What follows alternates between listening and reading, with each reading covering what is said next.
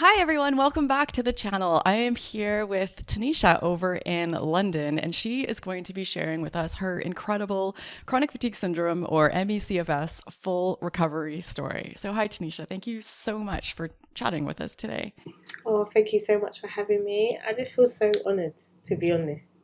I really, really do. I just remember watching so many of your videos when I literally couldn't do much, and they were very, very helpful. So the fact that like 2 years later I'm here is amazing. And I remember when you wrote to me, you said, at one point you really didn't think you were ever going to get here, especially with everything that was going on. And you have a lot on your plate, but I'll let you explain all of that. So, yeah, why don't you take us back? How did this all start for you? We're going back almost 2 years to the date.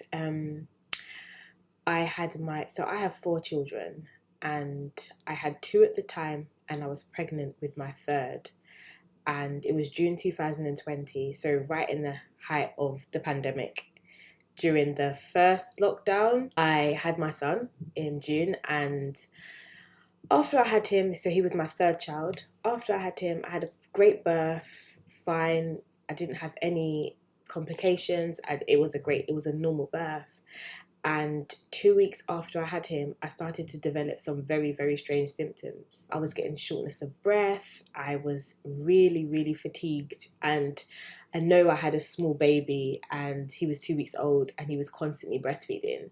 But the fatigue that I experienced was something out of this world. I'd never experienced fatigue like that before. And I had the heart palpitations, the dizziness, the shakiness. And I remember waking up and just saying to my husband, I need to go A&E, which is accident and emergency over here in London. And he was like, okay. So I went to A&E, did all the tests, and they were like, oh, you just had a baby. That's what it is. So I was like, okay. I think this is a normal what I'm feeling. But okay, so I just kind of pull it to the back of my mind and still try to carry on as normal. But my body would stop, and I didn't actually understand what was happening to me. So the main symptom that I had at the time was just overwhelming fatigue. I'm sure everybody in here can understand what that fatigue feels like. It feels like something you've never experienced before. And it's not tiredness. It's not like I've just not had a good night's sleep. It is a whole body being weighed down constantly, and I couldn't understand that, and I was trying to explain to my family and my friends what was happening, and it's like they just weren't registering. Everyone just said, you've just had a baby. Yeah, so that's basically what happened. Wow, I cannot even imagine with a 2 week old child having this come on, plus two other small children. How old were your other two children at the time? My eldest was 3 and my first son was 1. I can laugh about it now. You just feel when you're recovered, you can laugh and think, wow, I was there. And I think it's almost an awkwardness, an awkward laugh. But actually at the time, I think, wow, I had a really, really young children, and I just had a newborn and I was dealing with this. So it was really difficult. Yeah, I think it is one of those things you either cry or you laugh, or it's just so bizarre and so hard to even comprehend that the only response we can come up with was laughter. There's obviously nothing funny about it, but it's just so incomprehensible for me to imagine you going through this with three such very small children. So what happened from there? So I got diagnosed, actually, sorry, I didn't get diagnosed in June. I got diagnosed in September. So from June, July, August, so September, we had about 3 months of just constantly going back and forth to the hospital. I probably presented to A&E about 12 times, which is really like a lot to, within 3 months to go about 12 times to A&E and just to be told there's nothing wrong with you. And a big part of the story is they actually they mentioned that I may have had something else, which is like a heart failure that you get after you give birth. It's an enlargement of the heart and your heart doesn't work properly, and they kind of were thinking that I had that. But then all the scans were coming back normal. I did ECGs, I did CT scans on my heart, I did MRIs, and they were all coming back normal. So they was like, there's nothing wrong with your heart. So we don't really know why you're experiencing these palpitations. We don't know why you're experiencing the fatigue. We don't know why you're experiencing the shortness of breath. And it was actually a GP that I had in London that just threw the idea out that I think you have chronic fatigue syndrome, because he was actually picking up on all the A&E attendances. And he said to me, I think you have this. And I just completely dismissed it because I'd never heard of that before. I'd never heard of it. So I was like, no, that can't be what I have. And then when I started to read that, oh, once you kind of get diagnosed with that, there's not really anything they can do. That just sent me somewhere else. I was like, no, no, no. Because I always thought whatever I have, there can be some sort of recovery, or there can be some sort of help that I'm going to get from the doctors. So when I found out that, no, they kind of died, they said, oh, this is what you have. And I'm sorry, but there's nothing that we can actually do. That's when I think the mental side of it started to take its toll on me. What were you thinking in that moment? I felt really alone.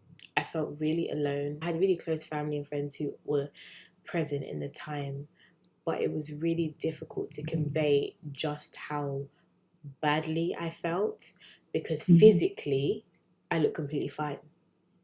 And physically there seemed to be no issue. But I was trying to say that, no, I can't do the things that I so desperately want to do. I was a very active mum.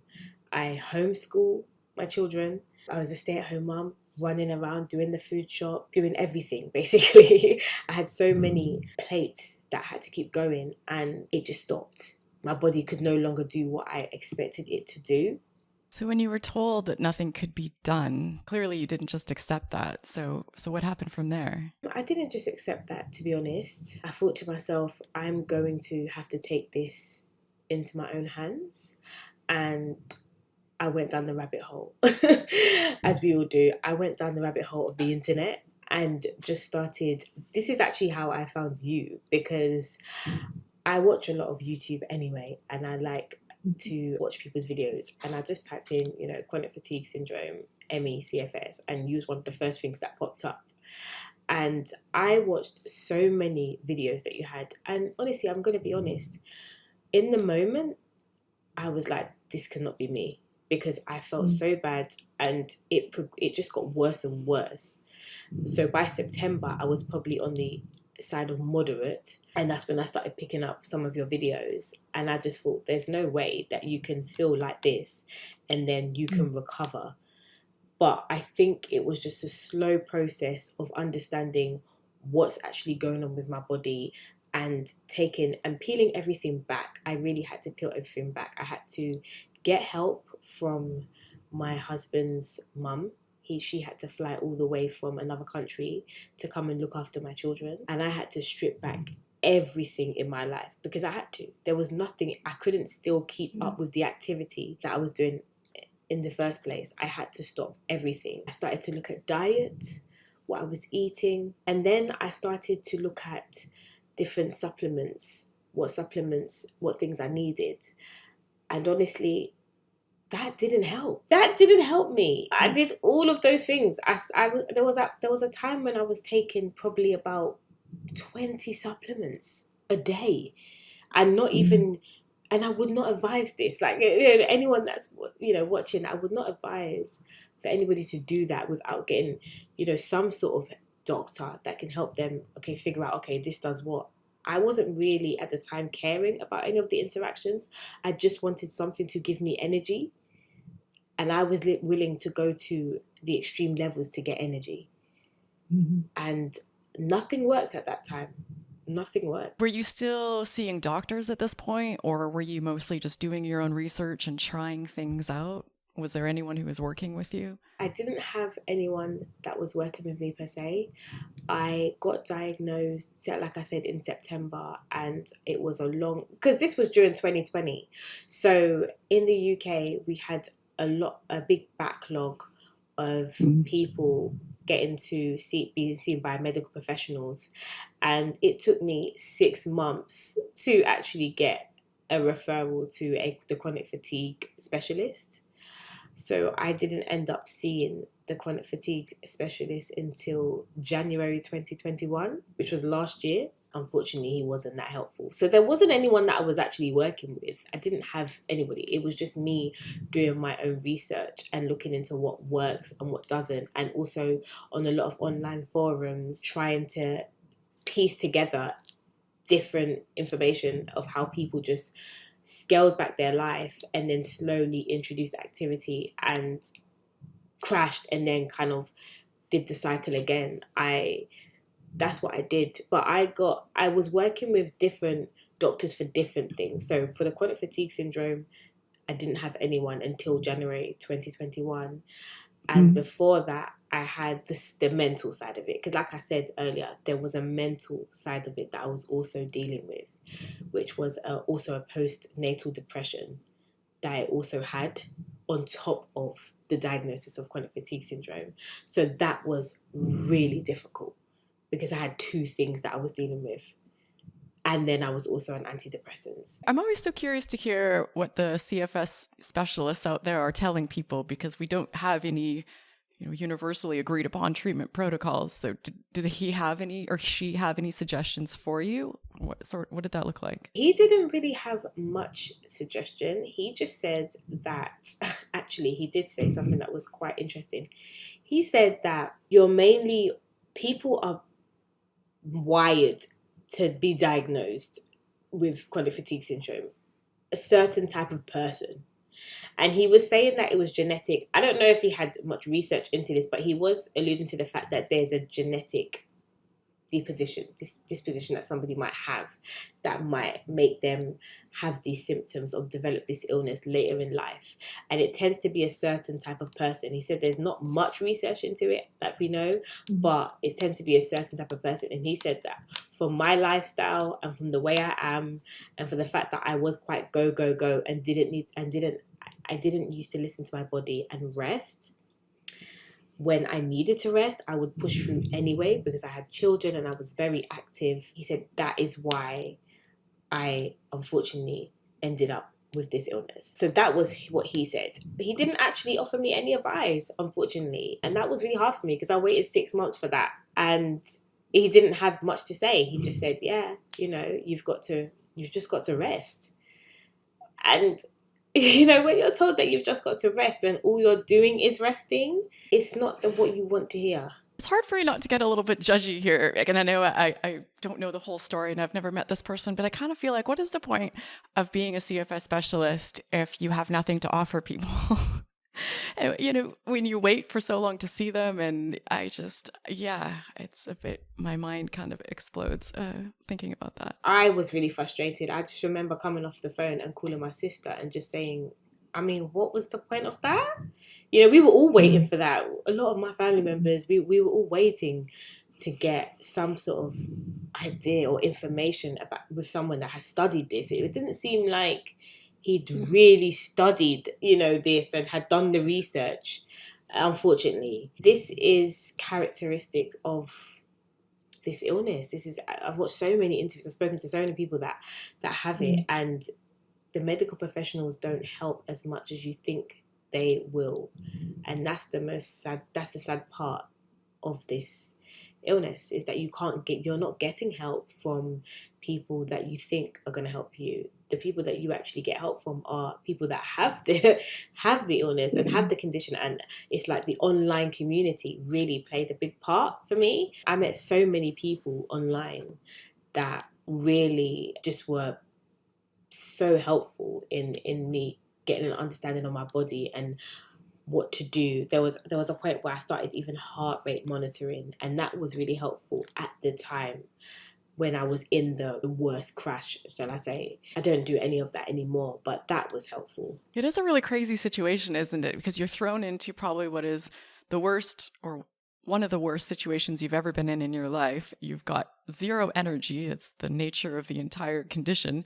And then you're sent off to sort this out on your own, which would be a really big task for a healthy person to research and figure this out. But never mind when you're so sick. Where did you go from there? How did you manage to start finding things that worked? It was really trial and error. Because I know it's always difficult, because when you do have the condition, you're looking for different things that work and different things that don't work, and you don't know what's going to work for your body. So I don't want to just say that this is what is going to help anyone, because I don't know. This is what helped me. I kind of just thought to myself, okay, so my body thinks, this could be wrong, so please, I'm not a medical professional, but I just started to think, okay, so my body thinks that when I'm just doing simple tasks like standing up, walking, brushing my teeth, putting my hair into a hairband, whatever I'm doing, it's expending energy just like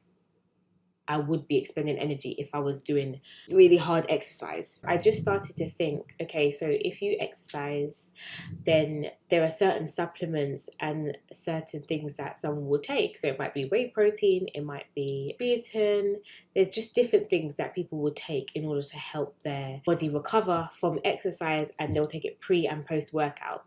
So I just thought to myself, okay, then if my body is struggling with normal activity because it thinks it's exercise that I'm doing, I don't know the science behind that. I don't know why my body started to do that. Then I thought, okay, why don't I try and take these supplements or these protein shakes just to help that process? And I actually started to take creatine. Like I said, I want to just put a caveat that I am not a health professional. I'm not. So, but this is what worked for me, was taking creatine.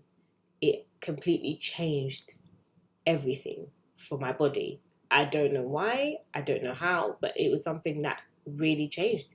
As soon as I started to take it, and bearing in mind, I went from June 2020, by September, I was moderately affected, but by December 2020, I was probably moderate severe. I couldn't leave my house without getting serious payback, without getting a serious crash. There were moments where I couldn't even sit up in a bed. When I would sit up in the bed, I would be shaking, and I would have to lay back down. And so when I started to actually take creatine, which was around January 2021, I would take it every day, and slowly I would be able to do more and more. And I remember just being really confused because for months, I couldn't even get up to even go and get a glass of water or to even wash a plate. I couldn't stand up for that long.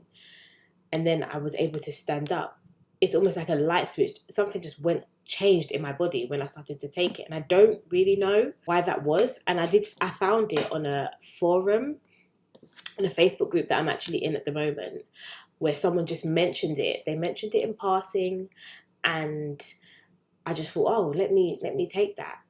And I did, and it started to work for me. I don't know if you've heard of creatine or of anybody using that, but it did really help me. This is incredible. I mean, I've heard of creatine, and I used to take it when I was younger for working out, but I haven't heard of anyone using it for recovery from this.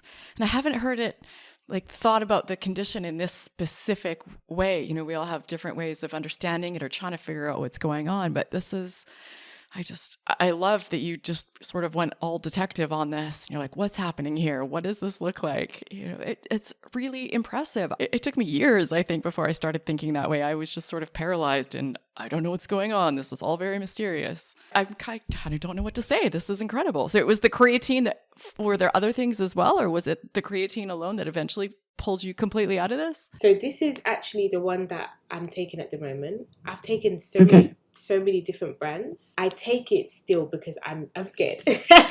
I'm scared not to take it because I don't know. It really helped me. I mean, there are days that I don't take it, but I still take it. I don't know. I'm not going to say that if someone else starts to take it, it's going to completely work for them, but it actually worked for me. It really did. And I did go quite detective because that way I tend to overthink anyway. And I just started to really think about it. And yeah, it just led me down there. It just led me to that. Okay. So with taking the creatine, just slowly, your energy started coming back. You weren't getting as much, payback from activity. And it just started to come back. And I noticed that a lot of symptoms that I had were just starting to become, I would say, in the background. They were just in the background. They weren't at the forefront, and I was able to do more and kind of, I know they say never ignore them and never ignore your body, but I started to ignore them because they became in the background. That's what happened to me. At the time, I was also on various supplements. Like I said, I was on about roughly like 20. And I just got rid of all of them. because I didn't know what was working. I wasn't taking them at the right times. I was taking all different ones. Sometimes I was taking vitamin D. I think there was one stage I was taking vitamin C. I was taking all the vitamins basically. I was taking. Then I was taking turmeric. I was taking. I cannot pronounce this, but ashwagandha root, which I don't know if any of these things helped. There was a time when I was taking sea moss. I was drinking sea moss tea. I was doing so many different things at once. And I just got rid of everything and just started to take creatine and this was the first thing that I took by itself, and it worked. This is amazing.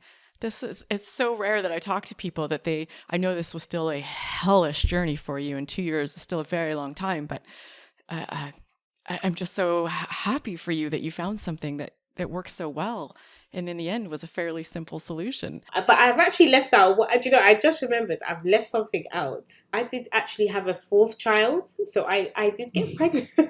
I got pregnant in March 2021, so last year. So I started taking the creatine January 2021, and then I got pregnant again in March 2021.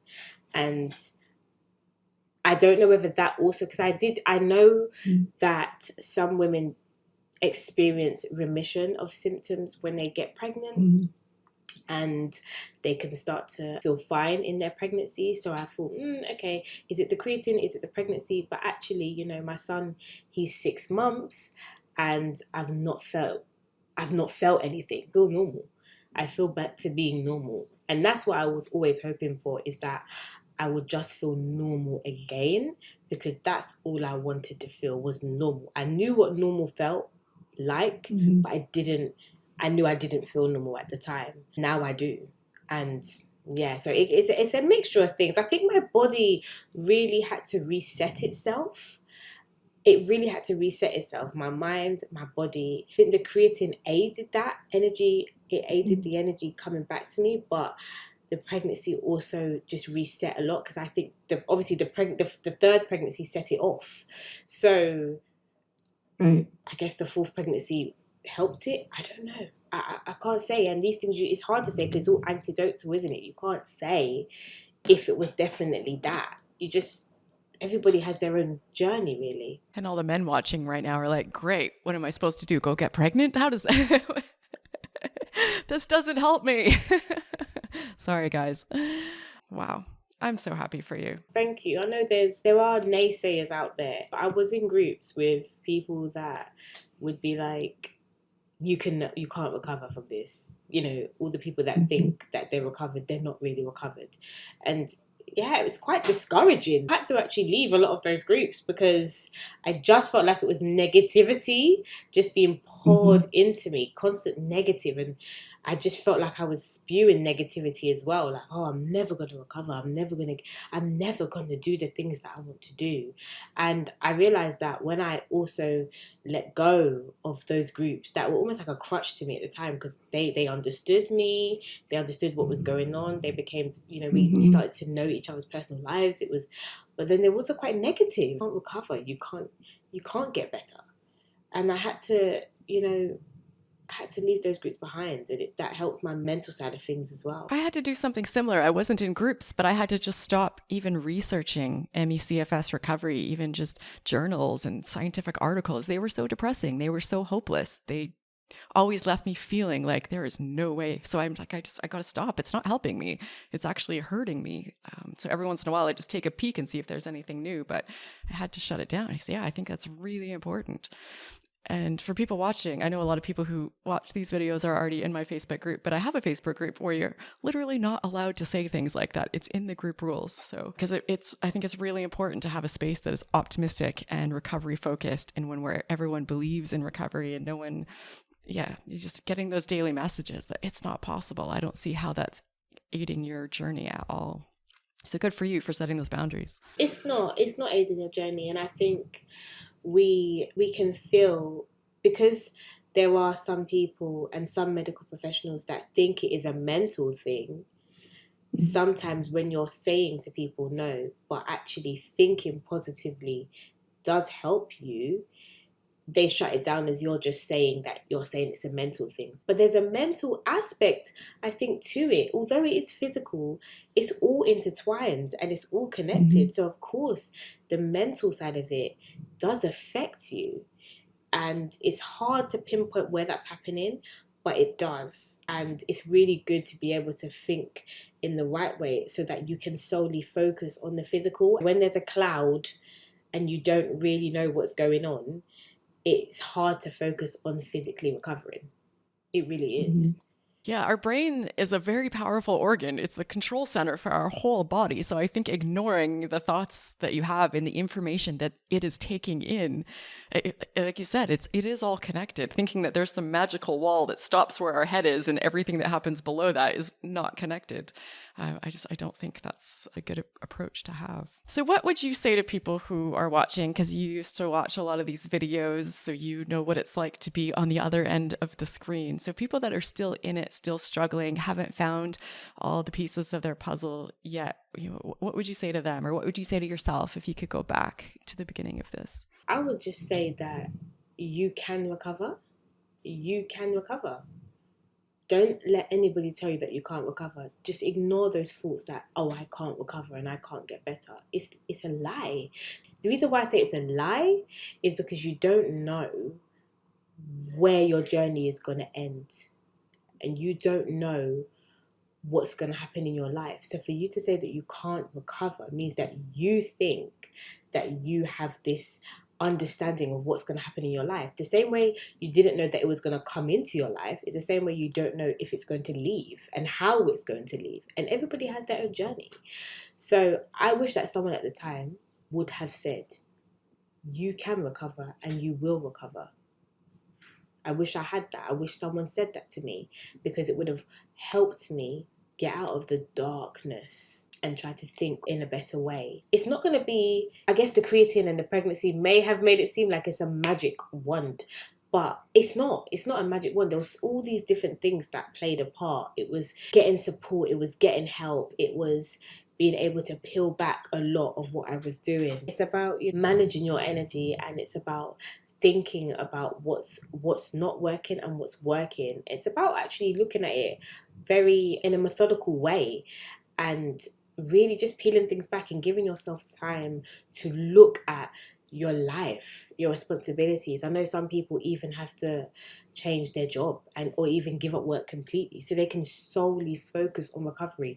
I know a lot of people can't do that, and sometimes you're having to put food on the table, you're having to still provide, you're having to still do the things you have to do just to make it.